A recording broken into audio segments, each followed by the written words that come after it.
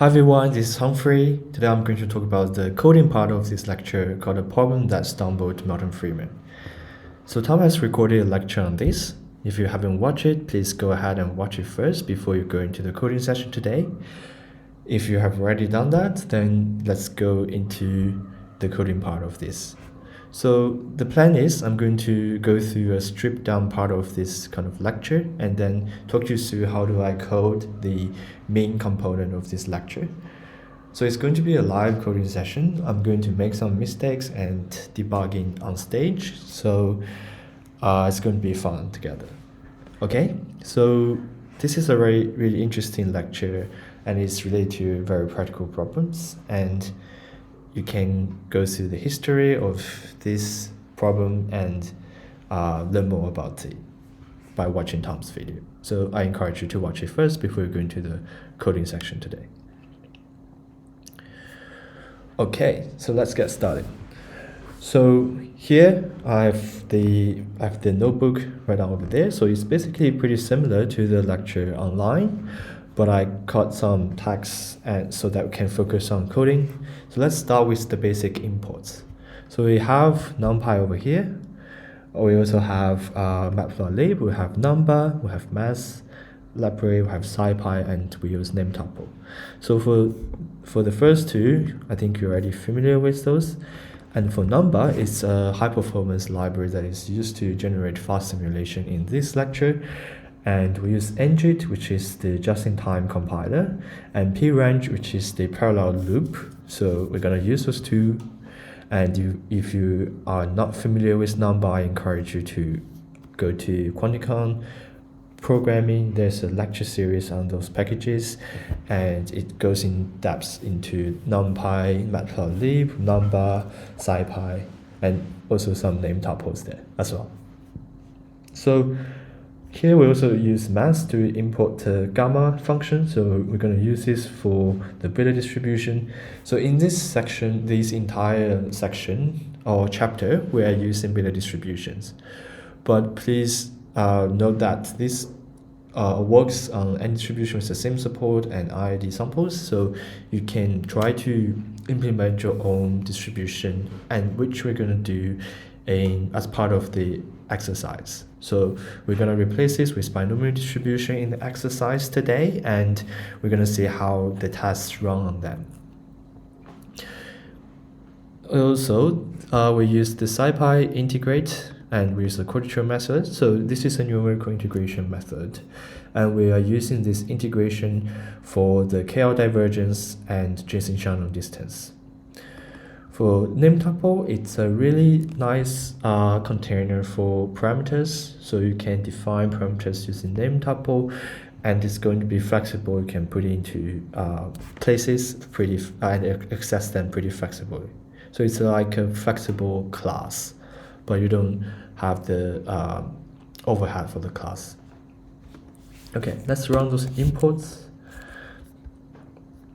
And to start with, let's just get our hand dirty. Just start by writing some very simple things. So here we use the ngit decorator. So if you are not sure what ngit or decorator, you can check the number lecture. But here basically it's trying to say that I'm going to ngit to JIT the following function, just-in-time compile. JIT means just-in-time compile. Okay. So we have f, z, a, b over here, and we're gonna represent this. So you can see where gamma function comes in. So this is gamma function a plus b. So let's call it numerator equals to gamma a plus b, and let's multiply by z to the power of a minus 1 times that to the power of 1 minus that to the power b minus 1. Okay, and for the denominator, we have 2 gamma a times gamma b. Okay, so then we return numerator over denominator. Okay, so that's our f let's just run some test case. So in order to use that, you can see we have 3 variables over here. And in practice, we're going to only evaluate this PDF, fixing A and B over a grid of Z, right? So we don't really need to change this A, B if we're evaluating a PDF. So let's fix it. So we can use a lambda function, which is a very easy way to restrict the input space. So it's restricting the input space to a fixed A and B. So let's do that. Let's see fx. Let's use for f0, let's see a uniform, and for f1, let's see. I'm feeling weird today, so I'm going to use a weird one. So let's see 0.5. Now we're restricting the input space to Z only, so we don't need to take care of those. Those are fixed right now. Okay, let's draw some figure. So before we do that, we need to generate a grid of Z because that's what's going to be our input. So let's do that. Because beta is defined over 0 and 1, so we're going to have np.linespace 0 and 1. 50, let's get 100. Let's go big. Okay, so let's do figure ax equals to plt subplots. So subplots is a really nice interface because you can define the number of rows and number of columns of the plots you want. So you can basically define a grid of figures. But here we're going to use just one of them. Okay, so we just plot the grid against f0, evaluate over the grid. Let's give it a label. So we can use, remember, we can use LaTeX syntax. Let's say f0, and then we do it the same for f1. Okay, so once we do that, we can do plt.legend. And we can do plt.show. Show. Okay, my hand is still cold today, so let's try to run this line and see if I'm doing everything correctly. Cool, so now we have our uniform and beta 0.5. I think in the lecture we have 9.9, so let's just try to replicate things in the lecture. If it's 9.9, I think it's going to be a unimode distribution. Okay, cool. Now we have that. We have basically set up our stage to generate log likelihood ratios using 2 beta distributions, so we can get into the main algorithm. So I assume that you have already checked Tom's video, so I expect you already know something about type 1 and type 2 error, and I think it's everywhere in the class. So it's in the likelihood ratio process lecture. It's in here. It's going to be in the base version of this lecture. We don't say it's type 1 and type 2 there, but the core idea is the same. And we have just a reminder, type 1 error is conditional on the null hypothesis is true and we incorrectly reject it. And type 2 error is when the null hypothesis is false, but we fail to reject it. Okay, so we use alpha and beta to be type 1 and type 2. And then our decision problem is that we want to choose between f0 and f1, which are the 2 models. And we use this likelihood ratio process as our reference, and then we check if this goes above A or goes below B.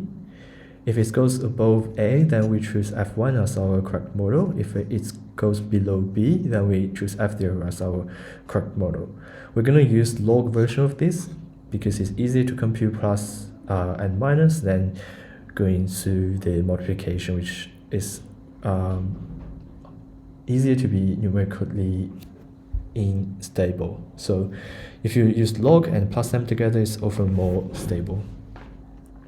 And if we're going to draw another if we fall between B and A.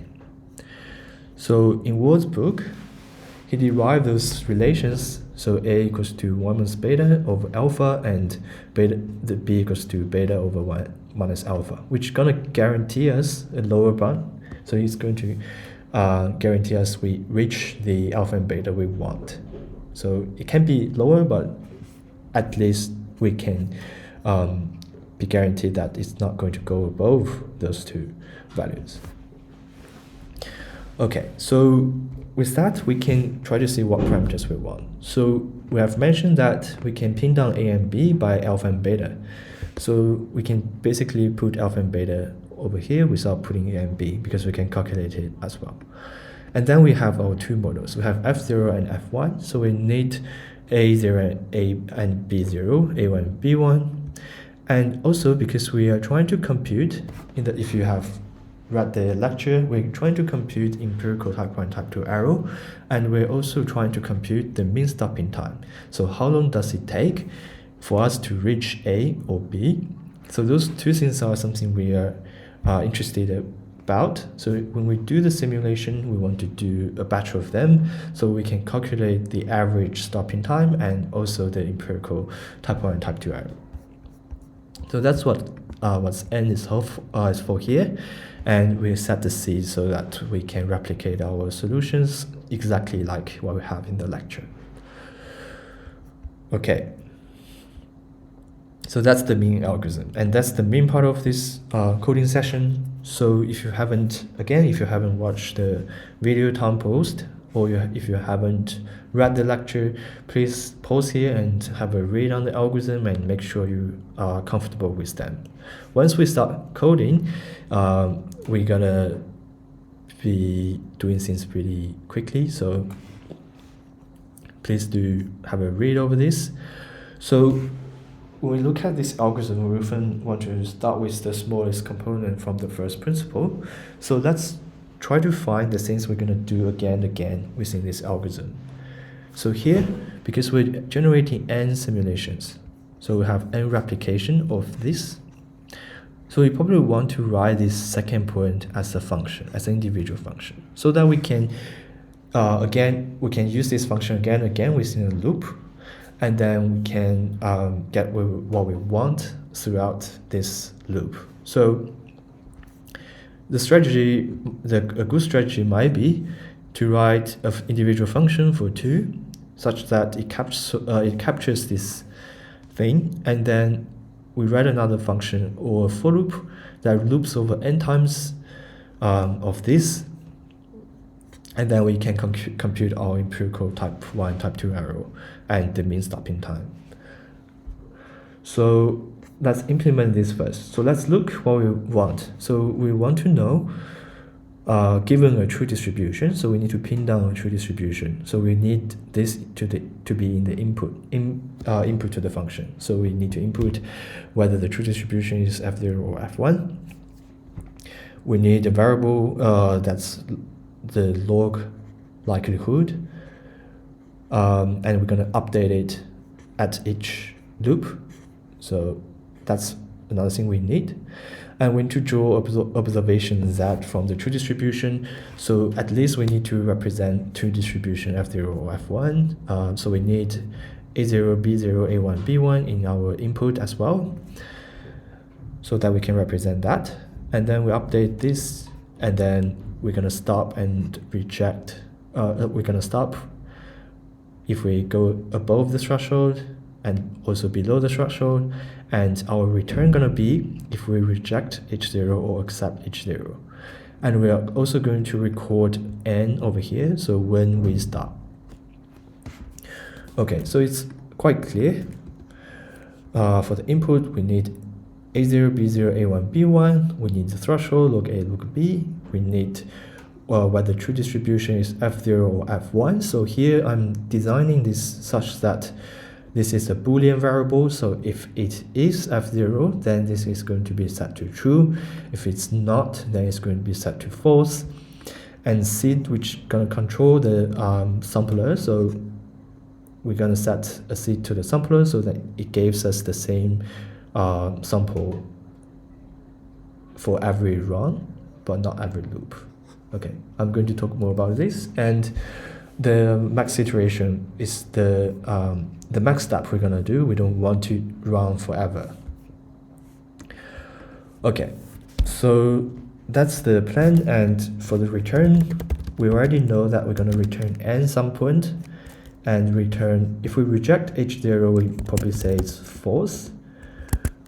That's saying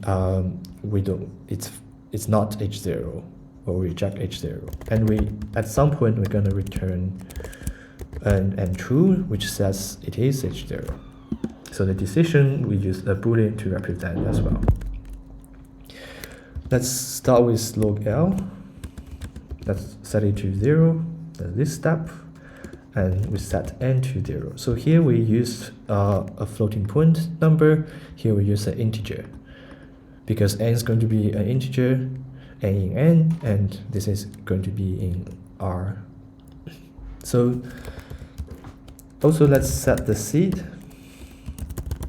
random seed. So the seed gonna control the following loop. So while we have n is smaller than the max iteration, so we have this max iteration, what we want to do is, first we draw an observation z from the true distribution. The true distribution is defined over here.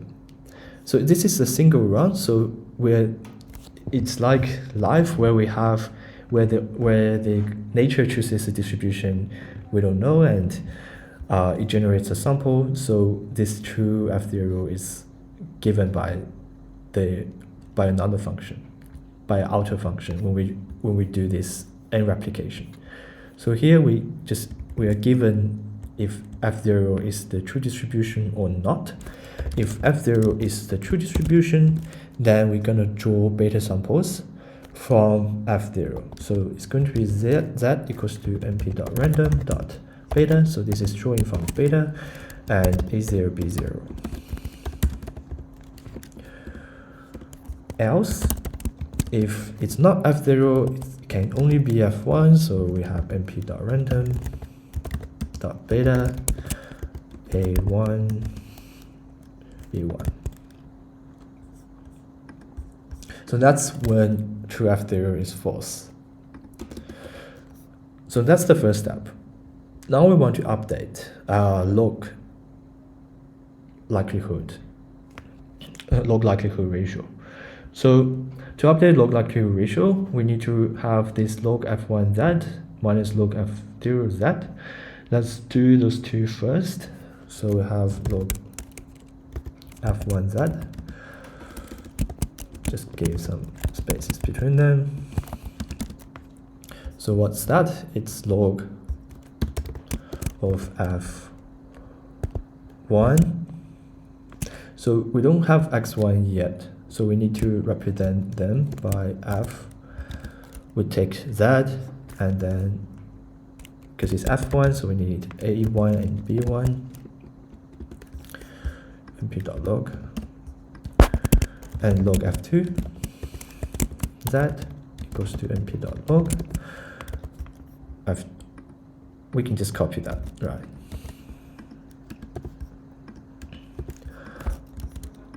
I don't know why I'm typing 2. So okay, so we have log f1 and log f0z, and then we can update log L by doing this. So we can do something like this.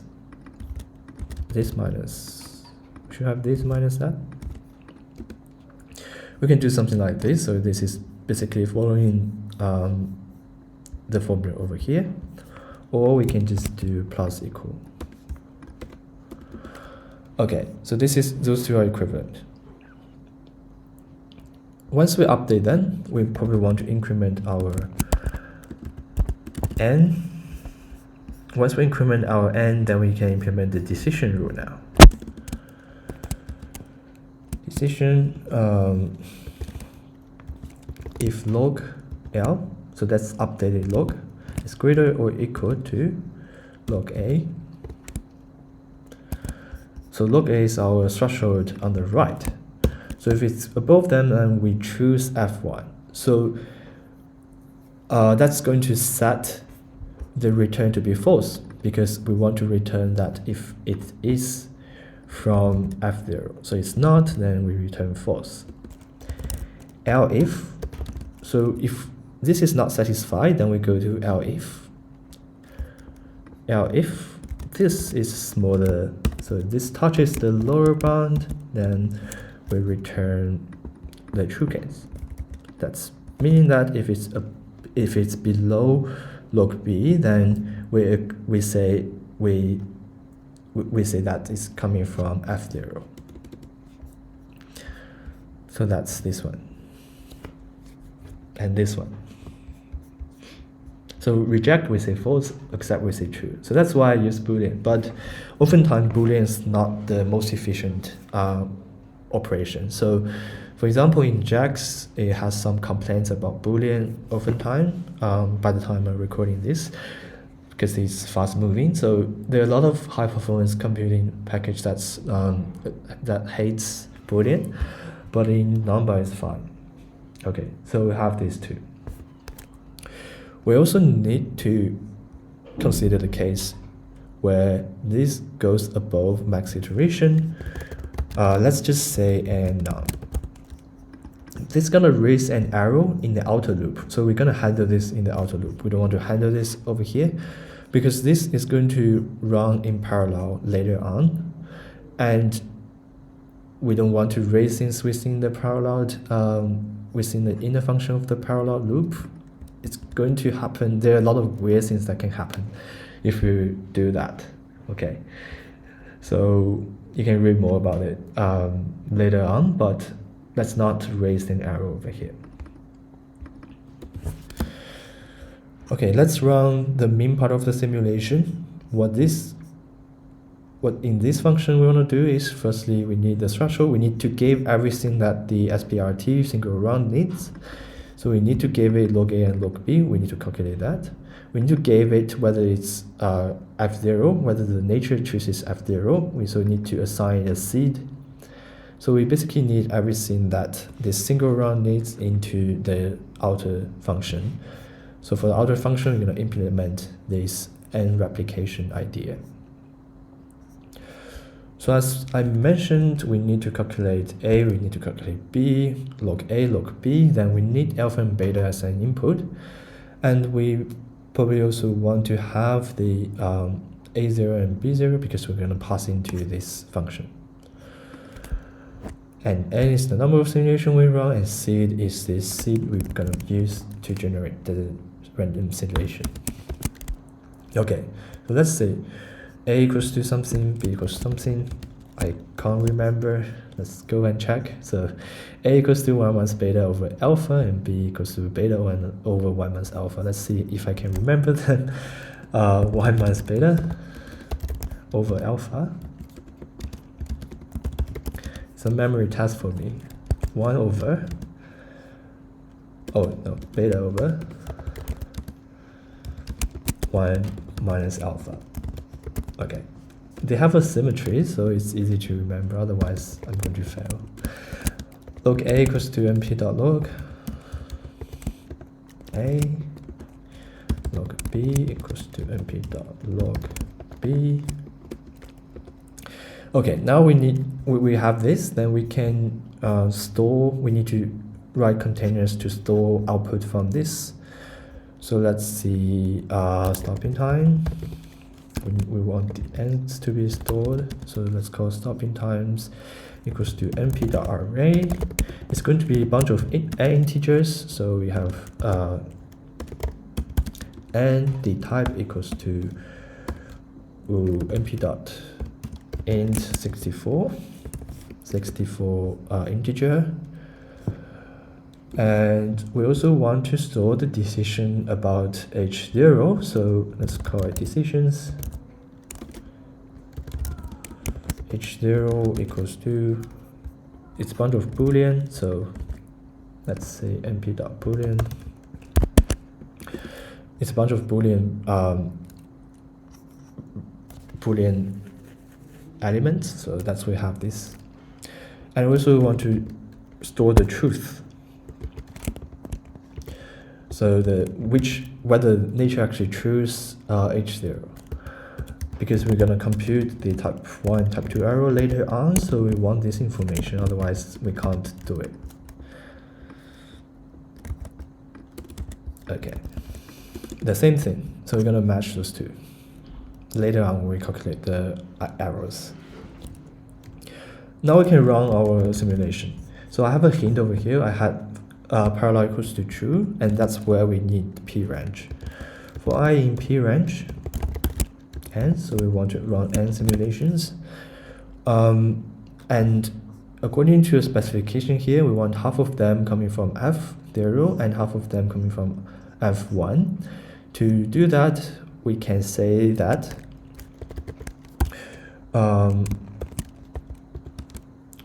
we can use the reminder deviation. So we just use that. If it's equals to 0, then we set this as true. If it's 1, then we set this as if it's 0, then if it's 0, then we set it true. If it's not, then we set it false. So half of them is going to be true, half of them going to be false. And then we can store this already. So we have the true f0, the ith one is equal to true f0. So this is going to be passed into this single run thing. Okay, now we can run. So we have everything right. So we have log A, log B, we have the true models, and basically we have this given. So we can start to run this thing.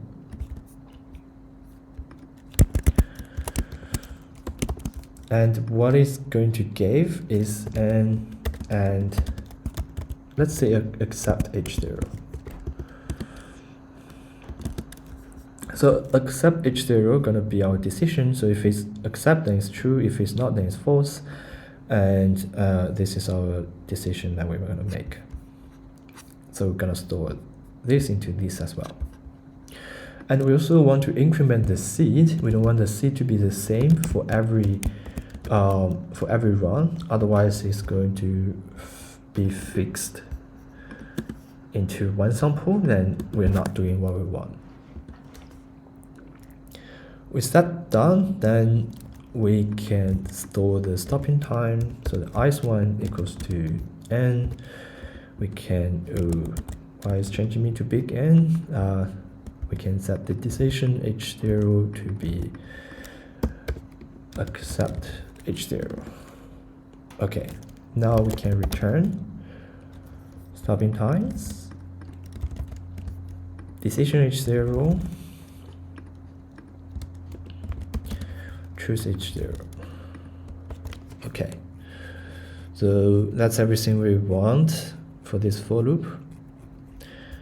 Now, the last thing is the most abstract layer, so it's like a wrapper over this thing. That's going to be, we want to save on this parameter space, so we want to encapsulate everything into this parameter, and then we run this, and then we calculate the type 1, type 2 error, and then we store things. Okay, so let's do that. First, we need to run the simulation. And this is gonna give us those stuffs.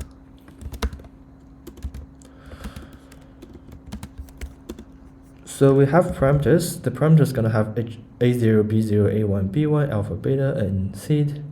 One way you can do this is you can set everything like this.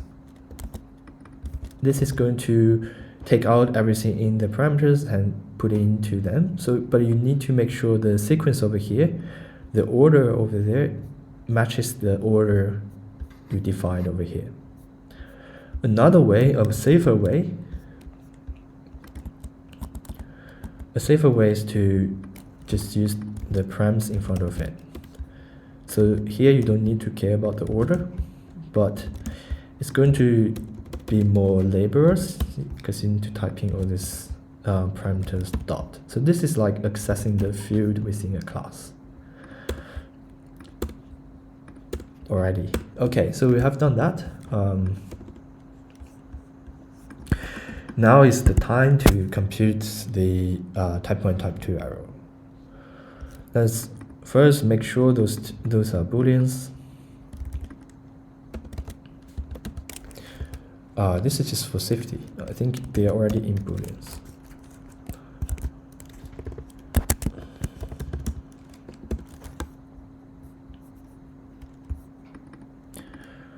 Do the same thing to h0.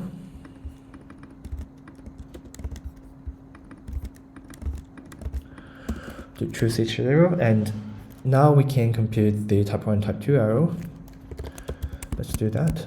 Let's call it type 1. So remember, type 1 arrow is the probability of reject h null given h null is true. So we falsely reject h null. For type 2, we accept h null when h null is false. So we falsely accept h null. Okay, so for that we can, so it's going to be a conditional probability. So we're going to have sum divided by sum. So here we want to sum the cases where h0 is true. Basically we just sum choose h0. Oops.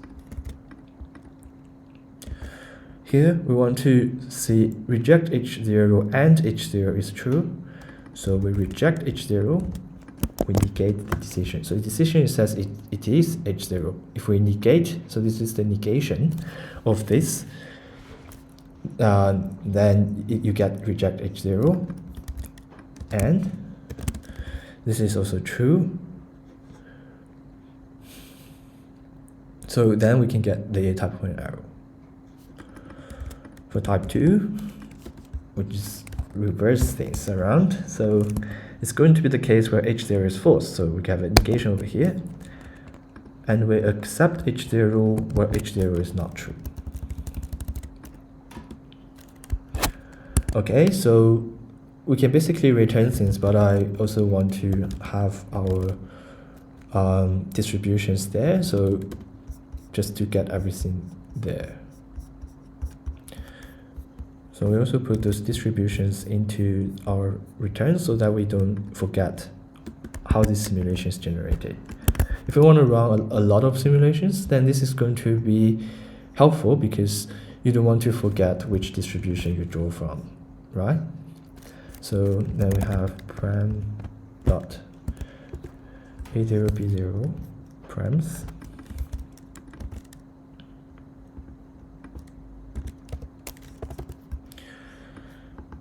and a1 b1. Okay, so let's return. So the data structure you use for the return is also important because you want to access this easily. So we use a dictionary. So we have stopping time. Let's just call it stop time. Being this one. We also want decision h0.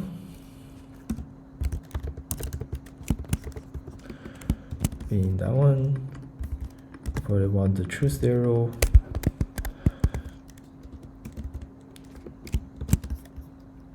Over here, and we want type 1 and type 2. Let's do this.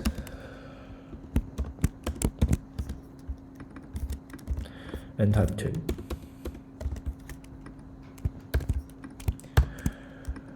Okay, once we have done that, don't forget the two distributions.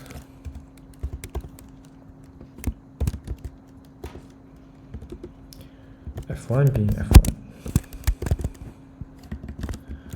Okay, so we have done that. Let's finger cross and see our simulation code works as expected. Okay, so nothing looks weird for me. So I've already written this so you can check whether this is matching with the lecture. So let's run. Name arrow. This is not defined because we haven't run this line. Did we run the inputs? Yes. Okay. Let's do it again. Okay, another arrow.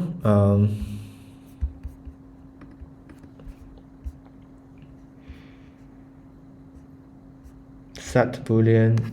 Okay, we're setting things wrong over here. We have a boolean h0, choose h0, choose f0, stopping time n. This is accept h0. That's right. Let's check the error code again.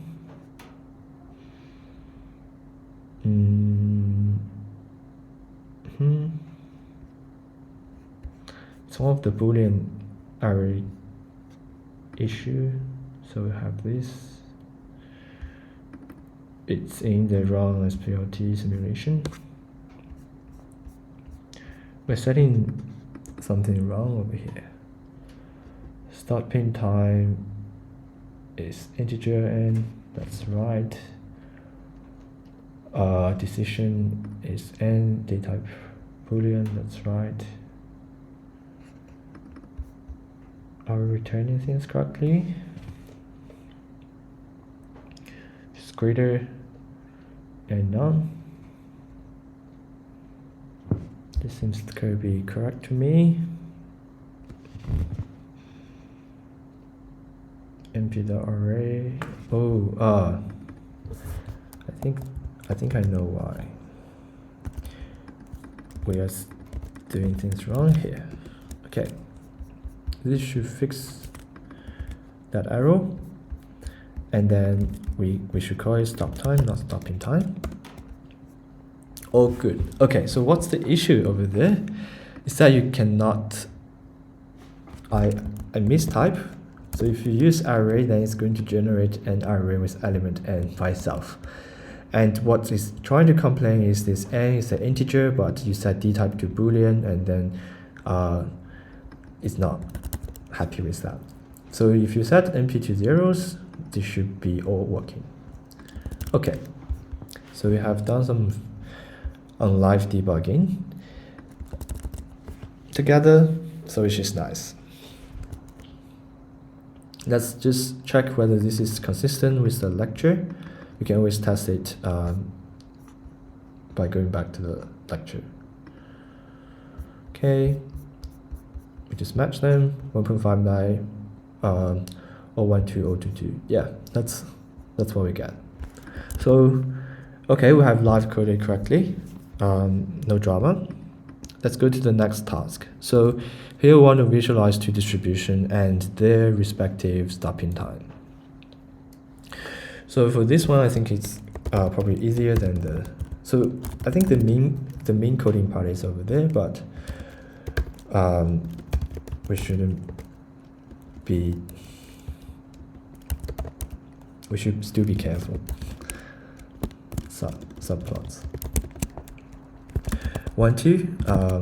Let's set figure size. Okay, figure size equals to, let's say 14 and 5.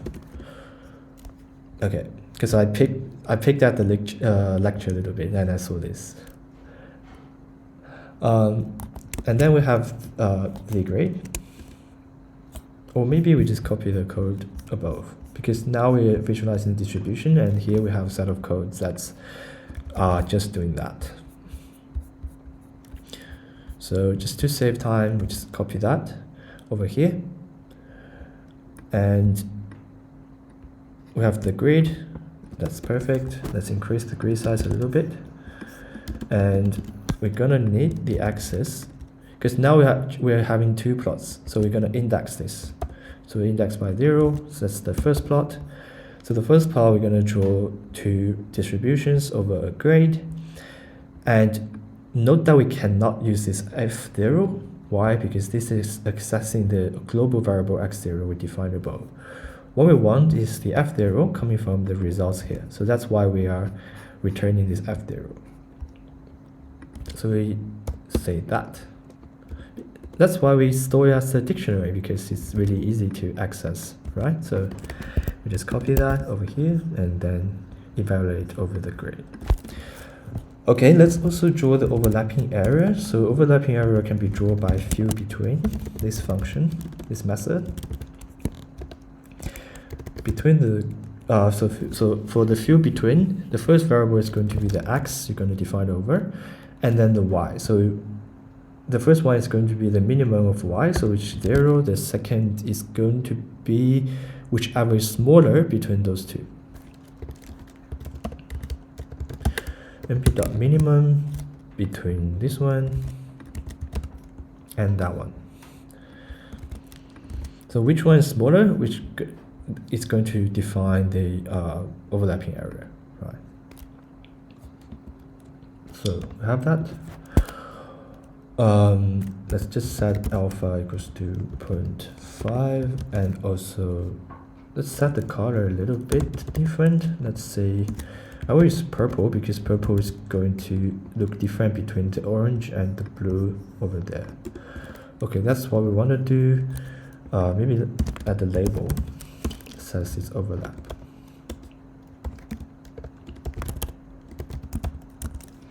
Overlap. Okay, access 0 dot legend. We want to have a legend because we have the labels over there. Okay, next we're gonna draw the second one, stopping times. So for stopping time, we're gonna use histogram. So for histograms, we set the y, so the height of the histogram,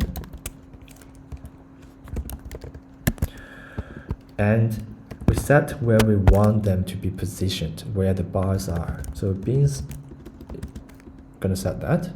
So this is a trick. I'm going to tell you the trick and then explain what it is. So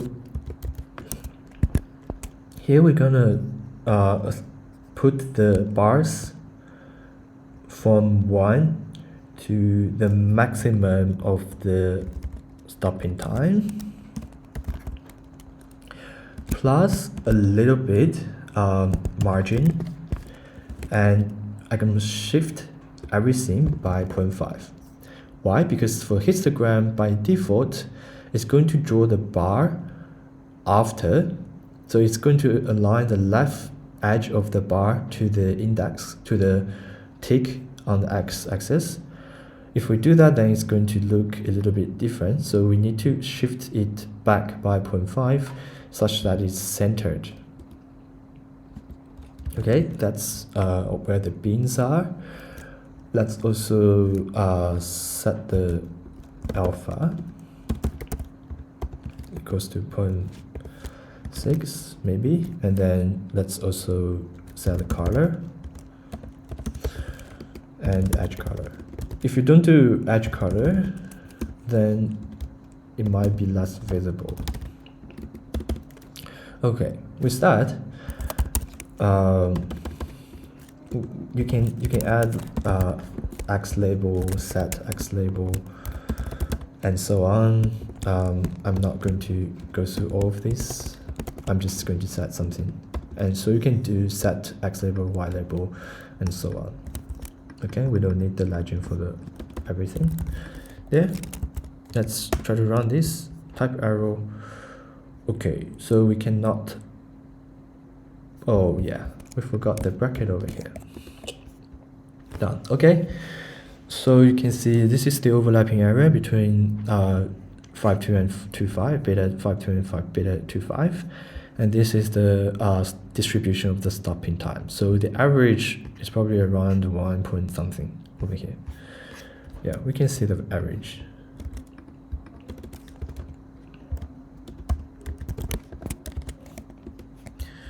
Yeah, 1.59. Okay.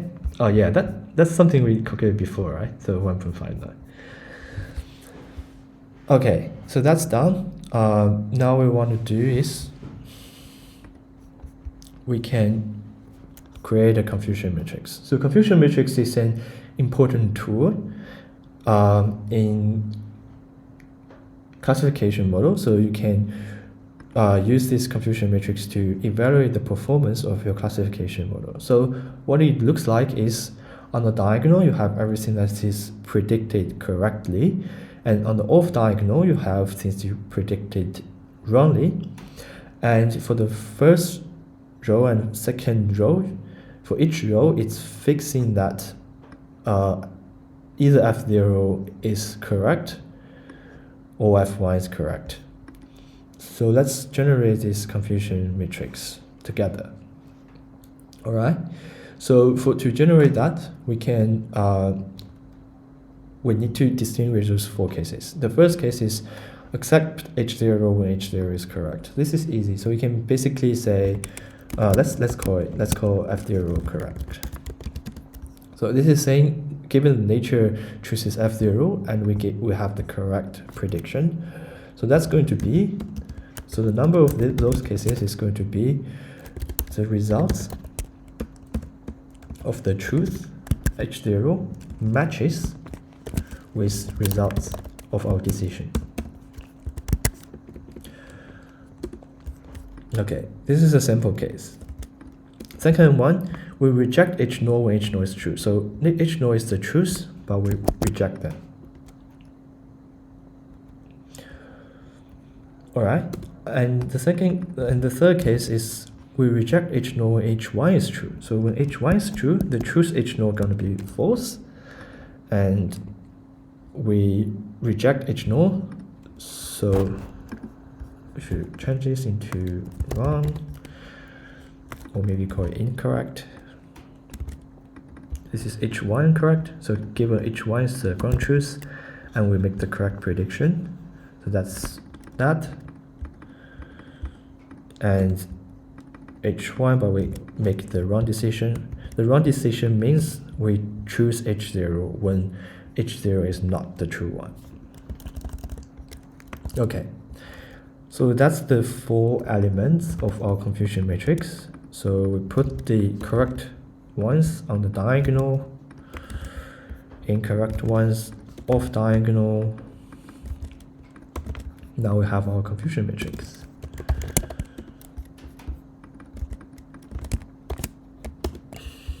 Cool. So you can see that on diagonal is all the cases we predicted correctly. On the off diagonal is all the cases we predict wrongly. And if we want to recover, the type 1 and type 2 error, we just need to divide it by the row totals. So let's do row totals equals to confusion matrix sum. We need the row sum axis equals to 1, so this is summing of the rows, and keep dimensions equals to true. We want to maintain the dimension, so it's just like collapsing them into a vertical array. Let's divide the confusion matrix by the row totals. This is gonna give us this. So over here we have 0.0121, which corresponds to the type 1 error. Here we have 0.0225, which corresponds to the type 2 error. So that's correct. Okay, so that's our confusion matrix. And if you want to visualize this, you can always do something called IMShow. So if you apply AX IMShow, then you can have a matrix visualization. So I'm not going to show this here given time, but you can always find the documentation and try to plot them yourself.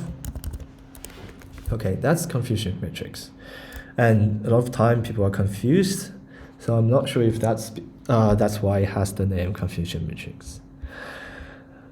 Yeah, so you need to make sure you understand how we construct them and how to get type 1 type 2 error from them. So the next thing I'm going to talk about is scale divergence and the test. So the motivation for this is that if we run this test, as we might have already guessed, if we run this test, how do we know if the test performance gonna be how do we know if this test is easy for these two models or if it's going to be very hard? So think about what we learned in the likelihood ratio process lecture. We have learned KL divergence and how they control the slope of the mean, the expectation of the log likelihood process. This is the same idea. So how quick we can reach the threshold is dependent on how far away those two distributions are. Think about it. If we have two distributions that's pretty far from each other, which means they have very little overlaps, then it's going to be easier to distinguish them because the likelihood under F0 and under F1 is going to be very different, and the likelihood ratio going to be either very large or very small, and that's going to send us to the threshold quicker. But if two distributions are closer to each other, then if you still remember the figure we have done in the likelihood ratio process lecture, the slope going to be flat, and then it's going to take longer to reach the threshold. And the same idea over here, and then it's a natural linkage to the mean stopping time. So we can try to discover this linkage between KL divergence and the mean stopping time. Again, another reminder, KL divergence is not symmetrical, so if you calculate KLHF, it's going to be different from KLFH. Why? Because if you look at the formula for the KL divergence, it's taking the expectation given H. So H over here is treated as the ground truth. So given H is the true distribution that generates the data. So how to interpret this? If H is the true distribution that generates the data, what's the surprise? What's this expected surprise I will get if I use the model F? So if I'm very surprised that the true distribution is H, it means that my distribution F is far away from the reference distribution H. So that's the definition of the KL divergence. And this surprise is not symmetrical because if you swap them, then it's going to, F is going to be the reference distribution and H is going to be the one that generates the surprise. So those two are different. So that's motivating the Jensen-Shannon distance. So Jensen-Shannon distance is the distance that's symmetrical. From looking at this, you can see why it's symmetrical. So it's calculating the KL divergence between a mixture. So mixture is the reference from F, and a mixture, the mixture as a reference to G. And then we sum them using equal weight and take the square root. If you don't take the square root, it's still symmetrical, but it's not a metric. But if you do have the square root, it's going to be a metric. You can verify that. Okay, that's the story. So maybe let's try to do some coding by implementing this KL divergence and the JS distance. Okay, so we always start from the first principle, from the inner part. So let's call it integrand. Integrand is with respect to W, so we call it W, lambda W, and we have H on the top, HW. So also we are taking expectation over H, so we have H W out there, and then we calculate the ratio, and then we multiply them together, and don't forget the log outside.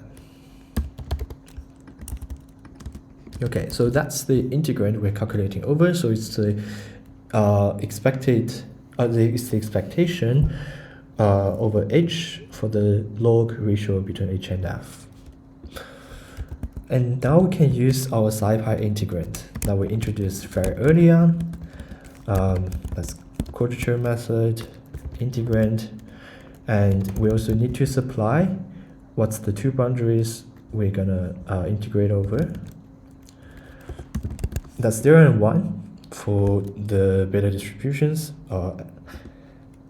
and we return the value of the integration. Okay. Next, we implement a function that that's fixing a0, b0, a1, b1, and calculate the JS distance. So you just basically implement this. To implement that, we need to translate a0, b0, a1, b1 into f0 and f1. So at this stage, we can go up and copy things. I think if you're writing your own code, we can at this stage we can probably write a function for f0 and f1. But given we have already gone through so much, I will not do that. But you can write a function for f0, f1 and use it everywhere, because we are using this, we're redefining it 3 times right now. Okay, so we have that. Then we can calculate the mixture. So mixture is also you don't see it from here, but there's a W for after F and after G and after M. So we have a W. We have 0.5 multiplied by F0 W and plus F1 W. Okay. So that's our M, and then we can calculate the JS distance. So np.sqrt square root 0.5 KL divergence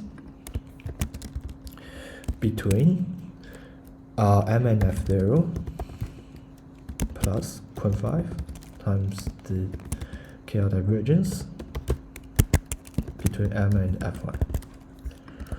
Okay, so we have those. I think we're basically done. So now we can try to generate a bunch of beta pairs. So I'm just I have the function over here for you to generate the data pairs.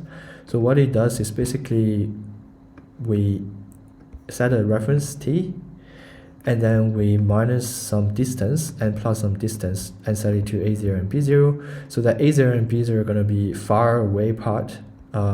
It's going to be further and further away from each other.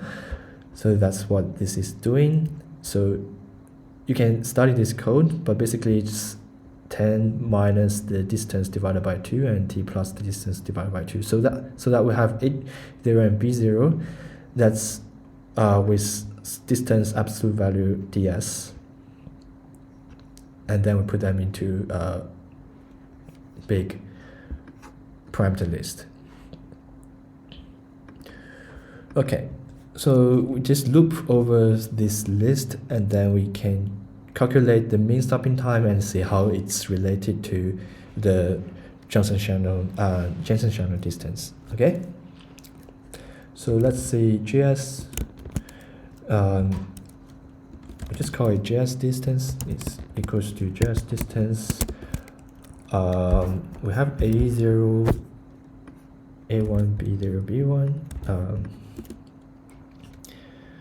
And let's set. Now we can run the test. We can run SPRT. So to run SPRT, we need to have the parameter set ready.